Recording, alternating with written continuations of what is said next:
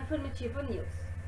Hoje iremos falar sobre hipocondria, os sintomas da doença, o tratamento e mostraremos também um vídeo entre uma médica e uma psicóloga em que trazem maiores informações a respeito da doença. A hipocondria é uma doença psicológica. O hipocondríaco pensa ter doenças que não foram diagnosticadas em seu organismo. Os sintomas são imaginários, porém as sensações são percebidas com realidade. Os hipocondríacos podem ter sensações como, por exemplo, falta de ar, fraquezas, sonolências, dengue, entre muitas outras. Vejamos agora um debate entre uma médica e uma psicóloga trazendo mais informações sobre este assunto. Salientando que uma das formas de tratamento para os hipocondríacos é a psicoterapia.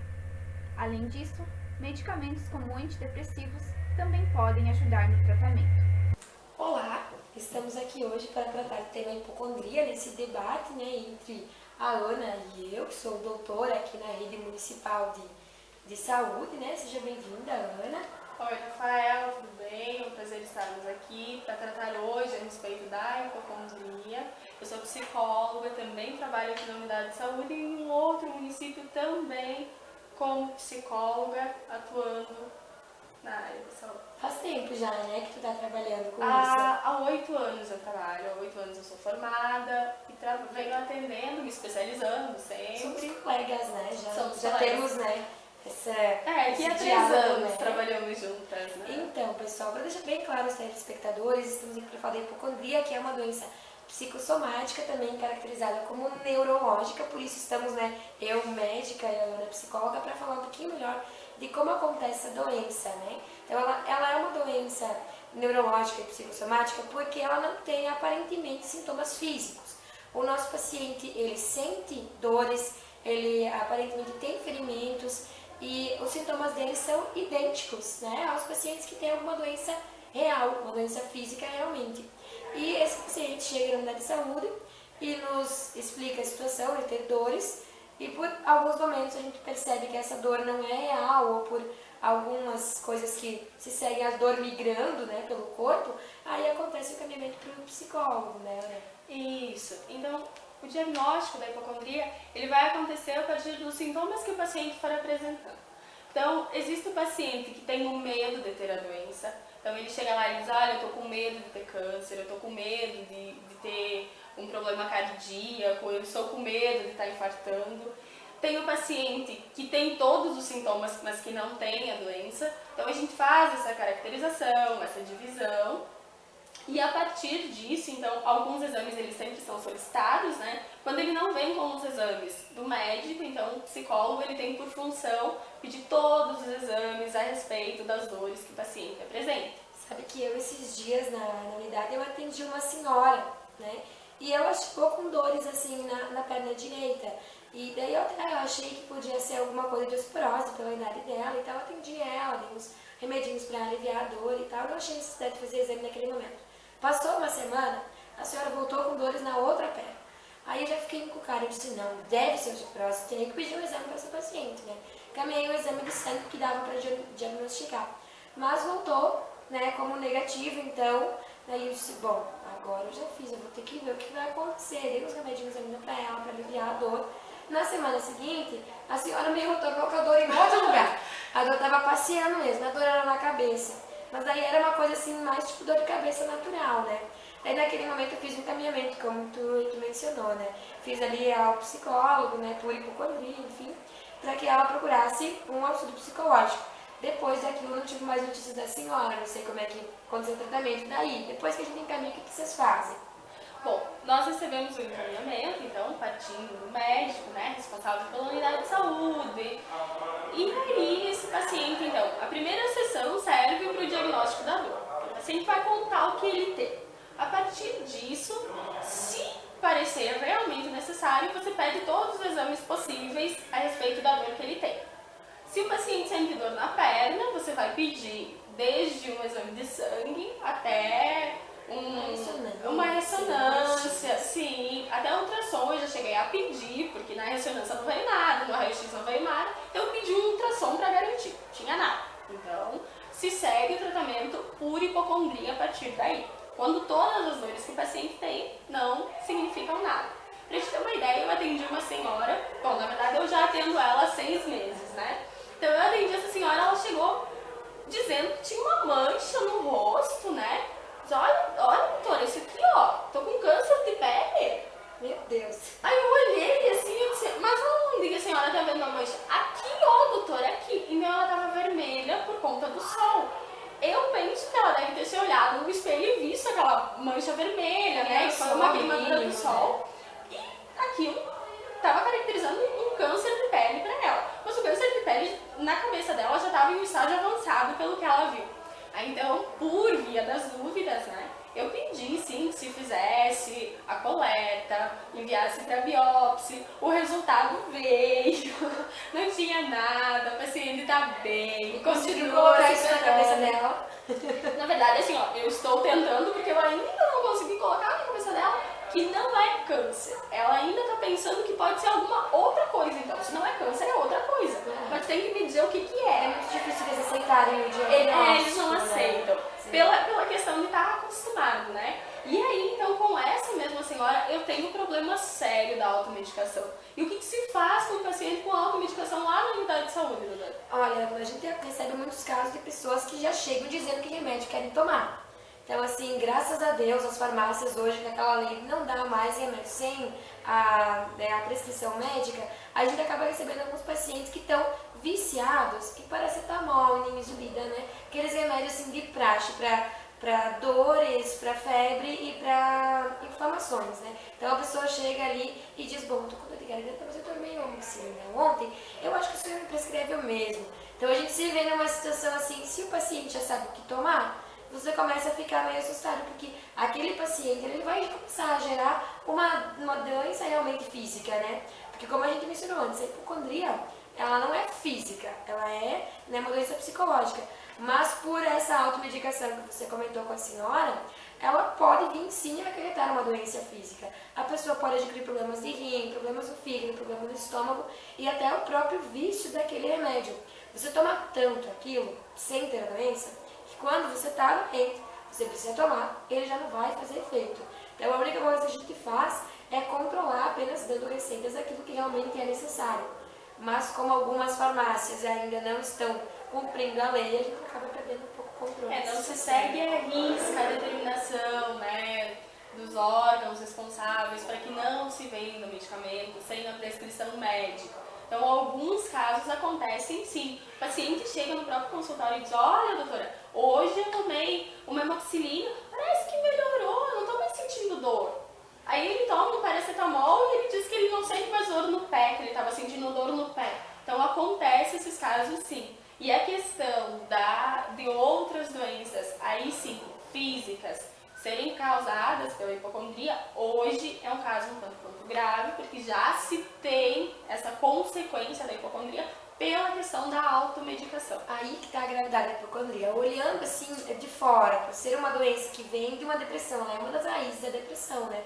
O depressivo tem muito mais chance de começar a querer encontrar doenças, até porque ele não pensa em outra coisa, não faz outra coisa, tá com a autoestima baixa, então ele vai começando a encontrar coisas para se distrair, que são as dores migrando pelo corpo, né?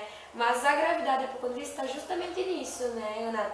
Em você se automedicar e daí você causar uma doença. E depois a dificuldade de você aceitar que aquilo é uma hipocondria. Você olhar para o paciente hoje e você dizer, não, senhora, isso é apenas uma doença que está na sua cabeça. A senhora não tem cortes aqui, a senhora não tem uma mancha ali, isso não está acontecendo. Eles não aceitam, né? Não, é complicada essa questão da aceitação. E até porque, como a hipocondria, em vários casos, não em todos, né, ela decorre da depressão. Então, ela é uma das raízes da depressão, como a gente costuma dizer. A depressão, ela vai provocar, em alguns casos, a hipocondria.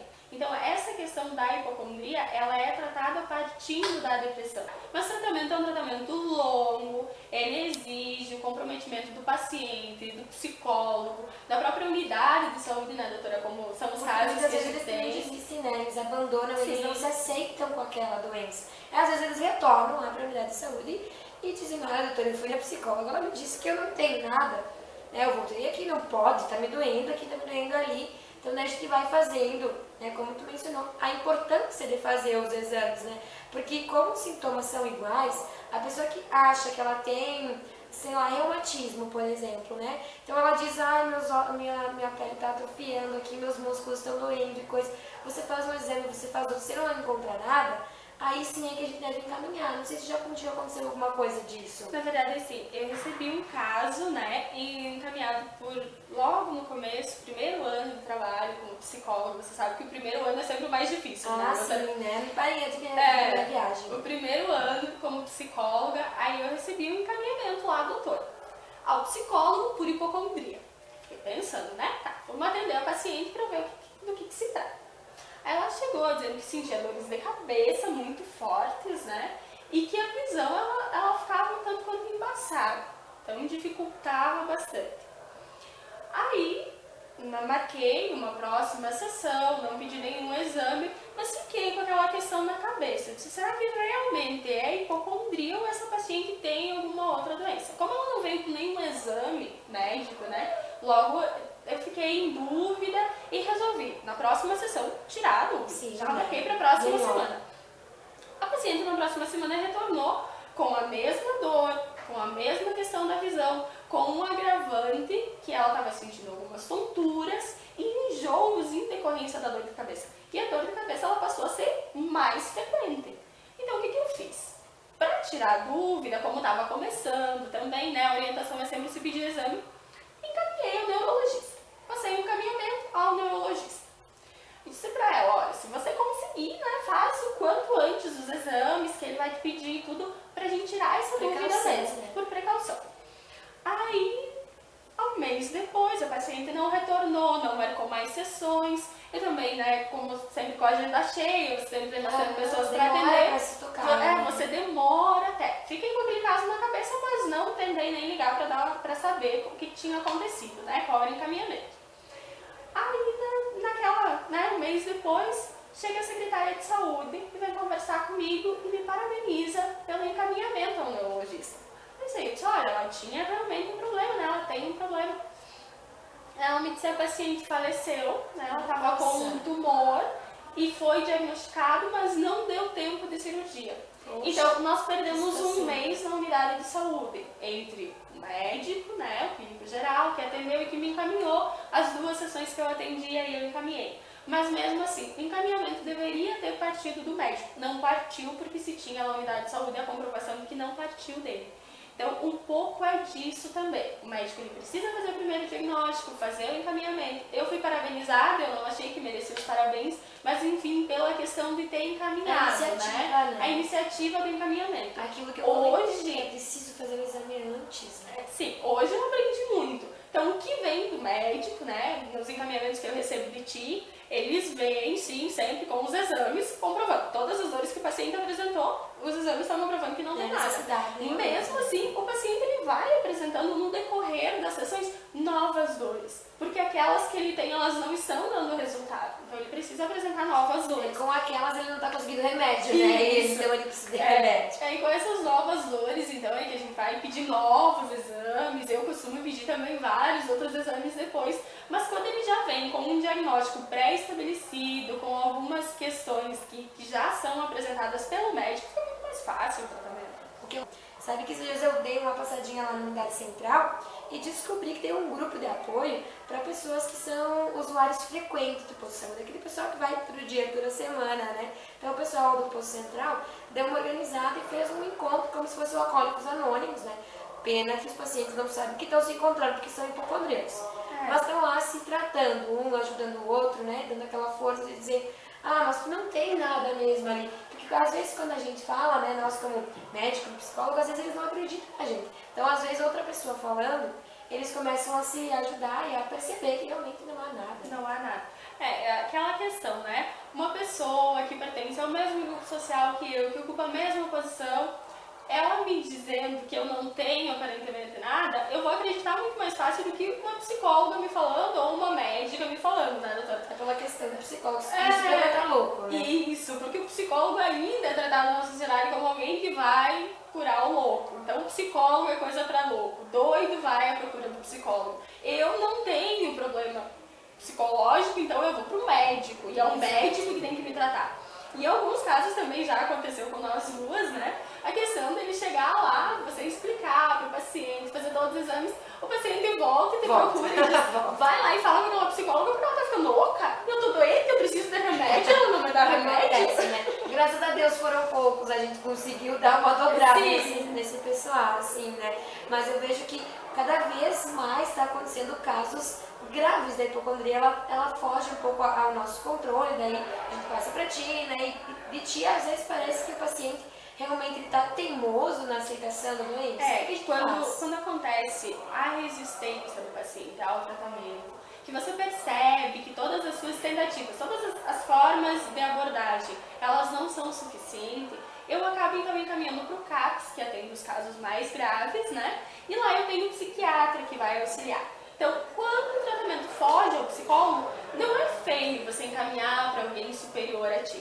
É bonito você encaminhar para ajudar teu paciente, é necessário que você faça esse encaminhamento. Então eu faço o encaminhamento até o CAPS, tenho lá o psicólogo, o psiquiatra que vão atender em conjunto, tem toda uma outra equipe formada que vai te ajudar de forma específica. Lá a gente tem os grupos de apoio que são formados, que vão atender, que vão prestar esse auxílio. Então a chance de se melhorar é bem mais alta, bem mais alta. Sabe que assim, eu vejo que essa doença a gente precisa tratar ela de um outro ponto, né? A gente precisa virar ela e tratar ela da prática diária, do teu estresse, porque a depressão ela vem de um estresse, ela vem de problemas financeiros, enfim, coisas da sociedade atual nessa correria, os jovens trabalhando o dia inteiro, estudando, pessoas mais de idade que também já estão cansadas, né, não se aceitam mais como eu sou um idoso saudável, é possível isso, eles não se aceitam assim.